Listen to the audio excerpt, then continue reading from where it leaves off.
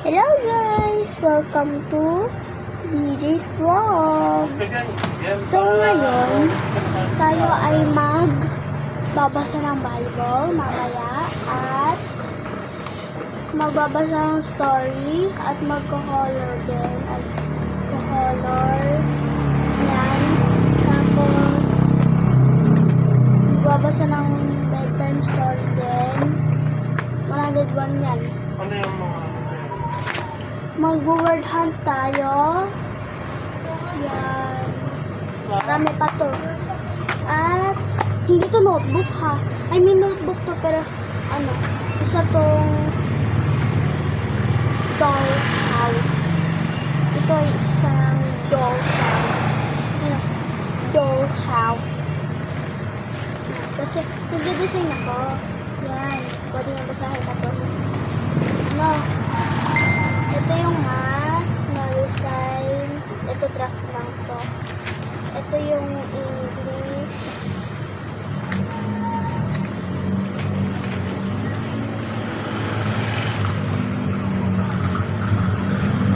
Yung science. Yung AP wala na gamang yung food,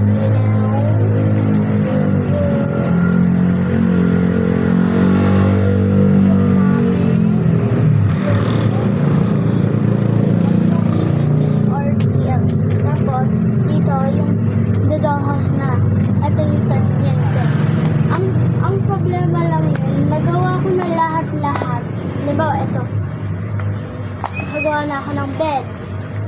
Nakagawa na ako ng closet niya, mga damit-damit niya. Tapos, ito, pangalawang closet ko na yung mga dress. Tapos, yung bathtub, or yung paliliguan, yung bag closet, yung shoes closet, yung pagdadamitan niya. Ito yung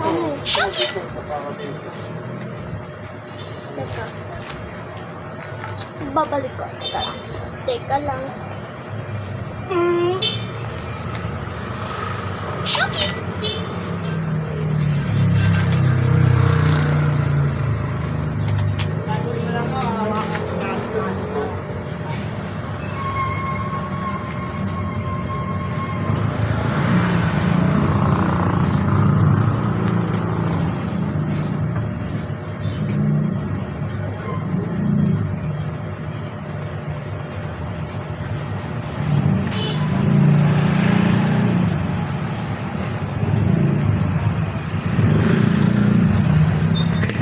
I-explore ko rin sa inyo yung mga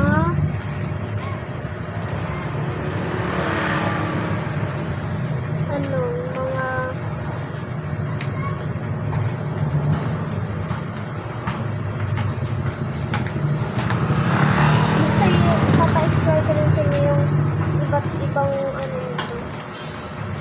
Halimbawa kasi meron kami dito ito yung shoes. Cute din po. Chinelas.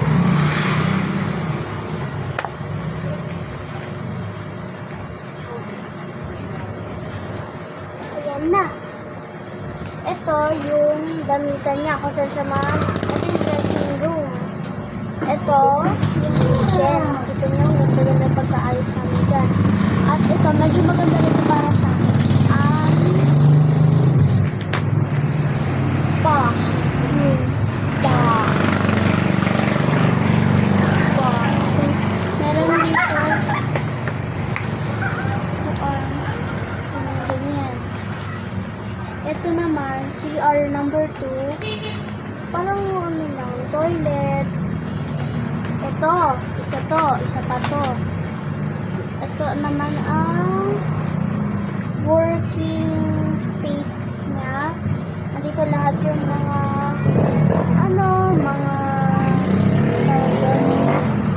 mga gadgets.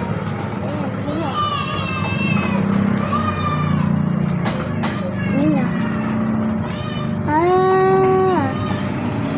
Yun o. Ito yung upuan niya. Dito siya uupo. Ito yung keyboard niya. Yung patungan ng mouse and yung mouse, yung mga laptops niya and monitors. yung cellphone niya, dalawang cellphone niya, tapos yung tablet niya, yung laptop niya, ano to, yung parang speaker, and yung mga speaker din. Oo, yun. Tapos, ayun, yung beach. Ito naman is beach, para halimbawa, pinaluan ko na ito ng acrylic, tsaka, crayons. Kasi yung halimbawa, gusto niya mag-swim, sa'yo naman yung swimsuit na, ginawa ko para sa kanya. So, gumawa ako ng beach, ayun. Dito rin may butas. Gagawa pa ako yung parang mat. Pero, syempre, mamaya na yon kasi, iba muna yung gagawin natin. At, dahil iba yung balon. I-drawing natin kung anong gagawin.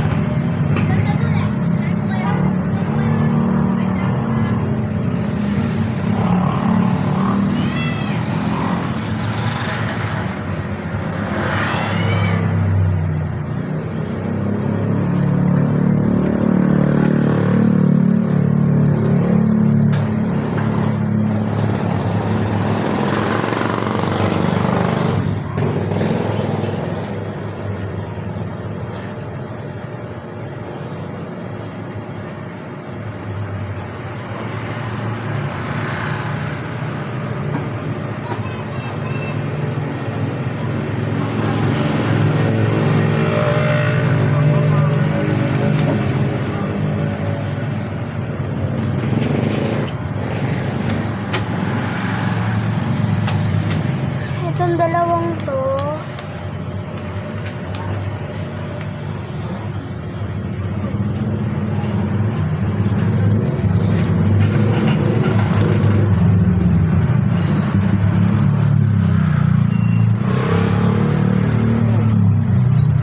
puno na yung memory ko.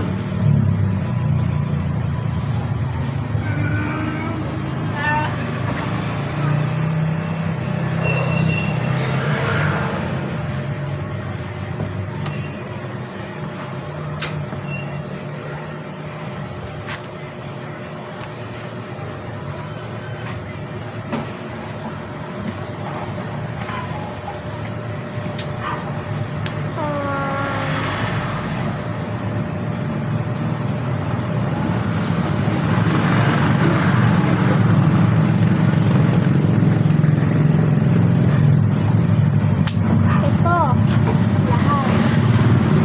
Tapos, pag naikot ko to, halimbawa, ito yung nakatapat. Ito, dito. Ibig sabihin, magpa-color tayo. Same lang naman dito kasi wala na ako naisip.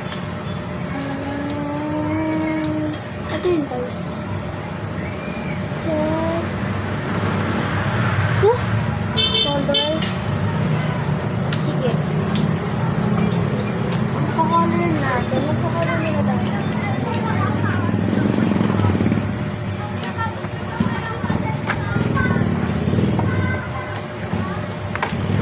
Color lang to.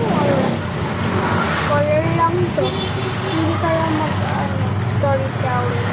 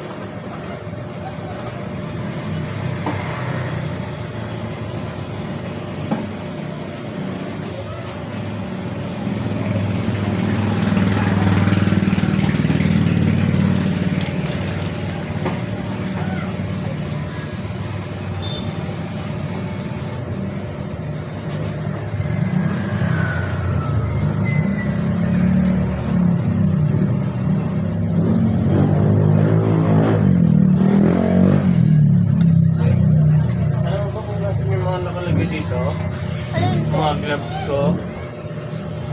Tsaka ano. Nilagay ko po doon. Sa may bigasan. Andun din po yung helmet. Helmet lang ako. Kinuha ko na.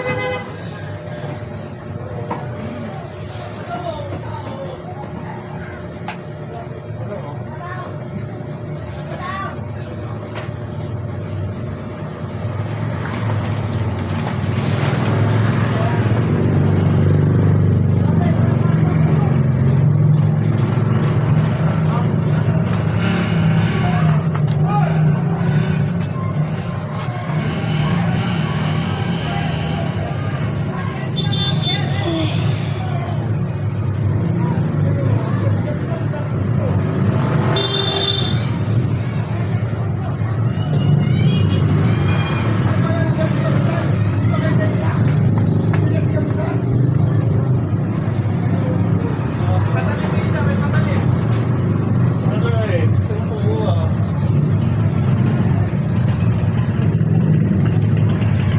Gata-gata ako. Dala. Yay! So,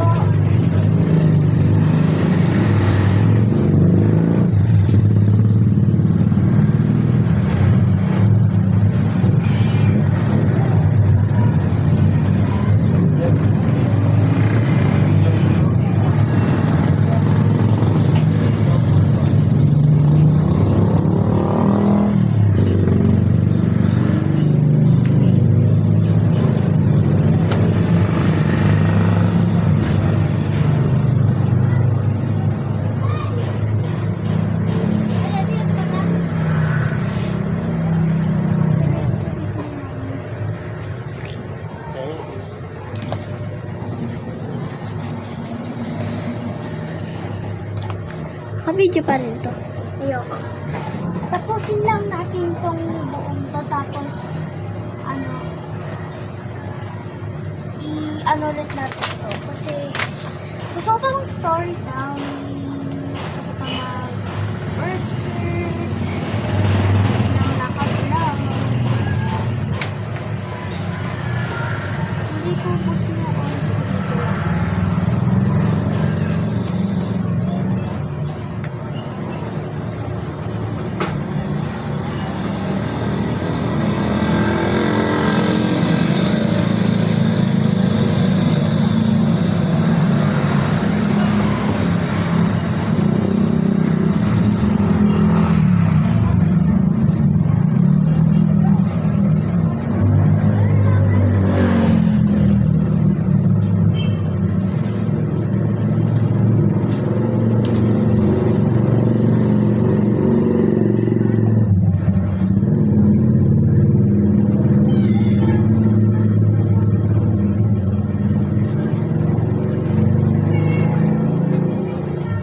Okay na ako na. Tapos na.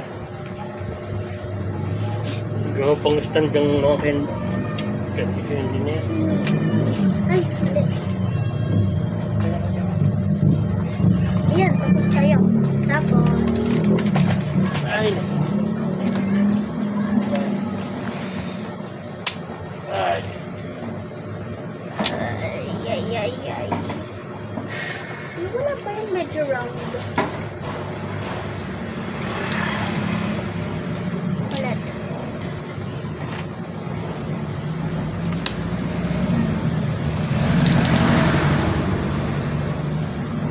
Coloring while storytelling. Okay. Ikaw na naman. Gusto ko Okay, na. thanks na yun. Bye-bye po. Relax mo lang mo din. Ano nagko-color ako? Noong unang panahon, ang mga tao ay hindi naglalaro ng mga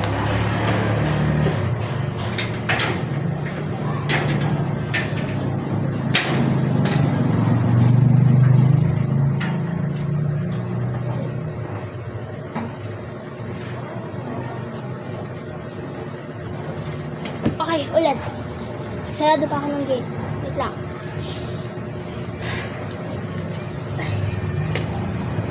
Nagko-color ako guys. Noong unang panahon, ang mga tao ay hindi naglalaro ng manika. Kung inyong napapansin, ito ay nakakawig tulad ng isang tao. Minsan mayroong mag-asawang naghahangad na magkaroon ng anak. Sa 20 taon,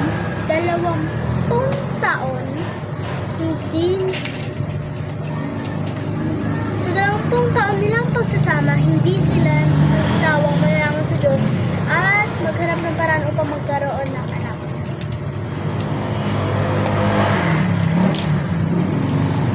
Ayoko na mag-English version.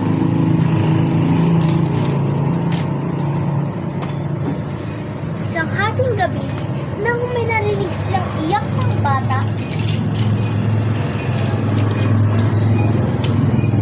hindi sila makatulog kaya nagdesisyon silang hanapin ang bata.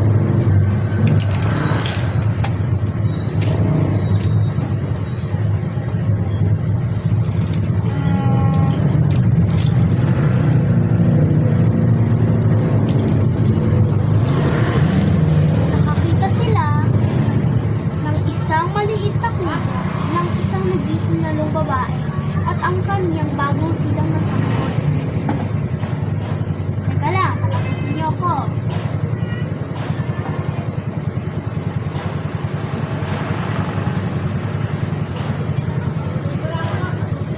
Basahin natin yung English version. Masaya ang mag-asawa sa pagkakaroon ng anak na may ituturing nilang kanila. They found it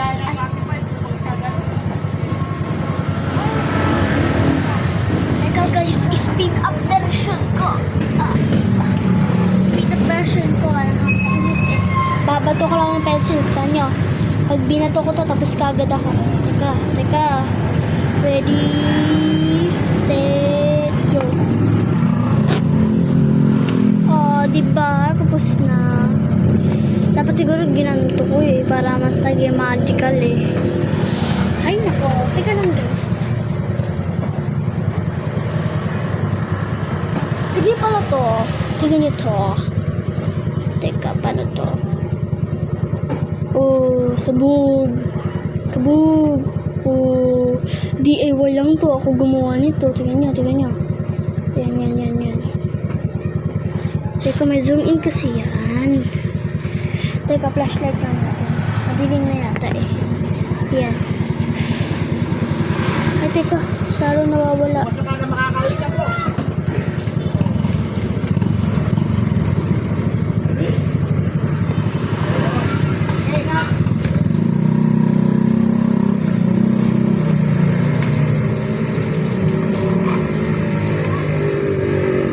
Kabog. Pero malapit nga lang yan pumutok pag. Masyado na. So, guys.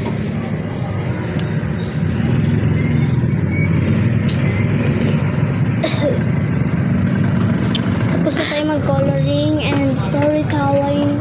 Teka, di pa pala tapos sa story. Kasi sabi ko coloring while di ba? Okay, bilisan na natin. 1 minute na lang. Sige, ready. Go. Masaya. I feel so ashamed. Parang bigla ako nahiya dun. Gaan-gaan mo kasi.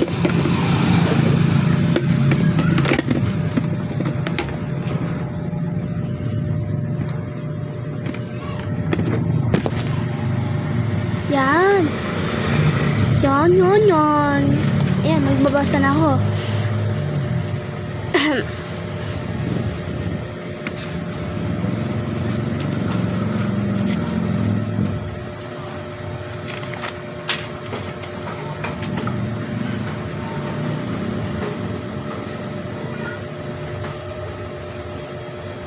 Yan.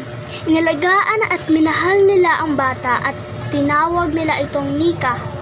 Sa edad na 5, si Nika ay lumaking maganda. May tinda kayong basahan? Opo, meron po. Magkano? 5 piso po. 5 piso ang Isa po. sa ganito?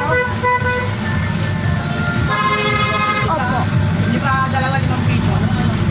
Po? 2 piso. Jen! Mami! Jen! basahan mo? 4 po. Isa. Pabigyan mo nga ako. Ay, si Nika ay lumaking maganda. Binigyan nila ito ng magagandang damit at masasarap na pagkain. Ngunit ang kanyang magandang katangian ay kabaliktaran ng kanyang ugali. Siya ay madamot at mapanglait. O mapanglait para sa mga taong mapanglait dyan. Napansin ng mag-asawa ang masamang ugali ni Nika at gumawa ng paraan upang matuwid ang mga ito. Isang araw, habang kumakain ng prutas si Nika sa atin, isang batang pulubi ang lumapit at nanghihingi ng pagkain. Imbis na bigyan ng pagkain at binatukan ni Nika ang pulubi. Wala na yung tatay mo, nakalis na? Opo, hindi nagtagal ay nagbago ang anyo ng bata at naging isang engkantada at sinabi kay Nika, "Masamang bata, paparusahan kita. Dahil sa iyong masasamang gawa, gagawin kitang isang laruan." Nang mawala ang engkantada, isang magandang laruan ang naiwan. Nang dumating ang mga umampong ina ay may nakita siyang magandang laruan. Pinulot niya ito at nagpatuloy sa paghahanap kay Nika. Gabi na, ngunit hindi pa rin nila nakikita si Nika. Ang hindi nila alam na ito ang laruan na nasa sa kanila. Habang lumilipas ang araw ay napansin nila ang laruan ay kamukha ng kanilang inampong anak at nagdesisyon sila na tawagin itong Nika. Hindi nagtagal, tinawag ito ng mga tao na Manika. At ang title ng story ulit pala ay Ang Alamat ng Manika. Sa Toy Story ba to? Parang sa ito, sa Cinderella, pinag-mix up Cinderella. O, diba? Cinderella.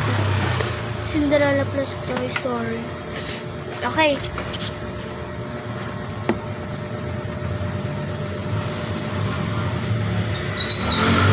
Ang satisfying niyang panoorin, no? Ang cute.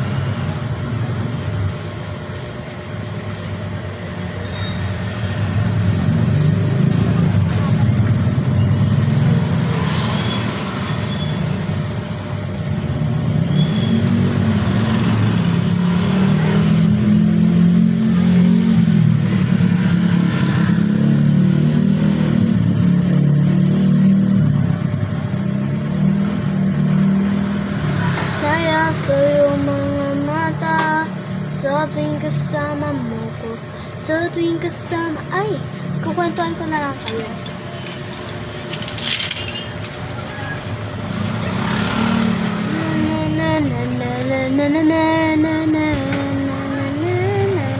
Yung 101,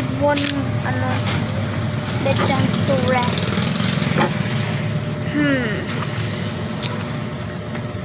Seriously, 101 bedtime stories. Ito muna. Nakikita niyo ba? Di ko kasi kita kasi pandak ako. Ay. Sobra. Sige yan. The 12 Passengers. Thomas met a strange family and asked their names. One by one, all 12 started to tell their names. The first one was January. After telling his name, he rushed away. He looked very busy. The second was February. He called himself the King of Carnivals.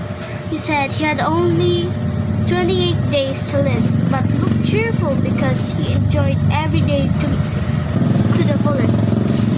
Then were March, April, May, June, and July. Their mother's name was August, who looked friendly and plump. The next was September. who was an artist. Then was October, who looked the richest of all. Next was November, who always seemed to have a sneezing nose. And the last was December, who was carrying a decorated fir tree, I think for Christmas. Hearing their names, Thomas replied, "Well, I hope you have a great year, dear Mother Family." Moral, and the moral of the story is, families that stay together will always find happiness. Okay. Here in the second part, the Queen of Riddles. A princess wanted to marry an intelligent man. Ivan, a peasant, took up this chance when he put his first riddle. The princess had no answer, but she did not want to fail. "Give me one day and I will bring your answer. I will bring you your answer," she said. The princess cleverly sent her handmaiden to get the answer from Ivan. With that, she answered Ivan's first riddle. In the same way, she answered Ivan's second riddle too. Ivan knew something was wrong. "Dear princess, how did you find the answers to my riddles?" The princess said that the princess did not want to admit to cheating, so she said, I don't know. Now ask your third riddle." "That was my third riddle, and you admitted you didn't know," Ivan said humbly. The princess was surprised and thus married Ivan. Moral, cheating will never make you win. Teka lang.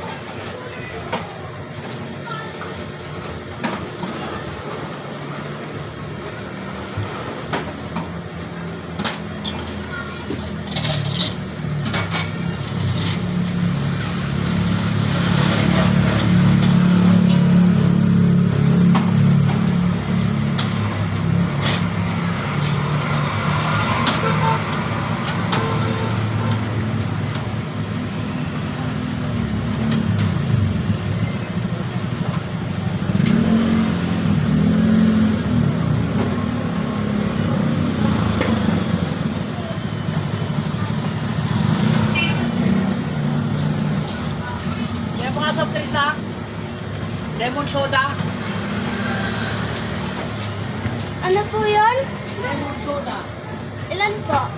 Sarap na. Lagyan mo ng ice, no?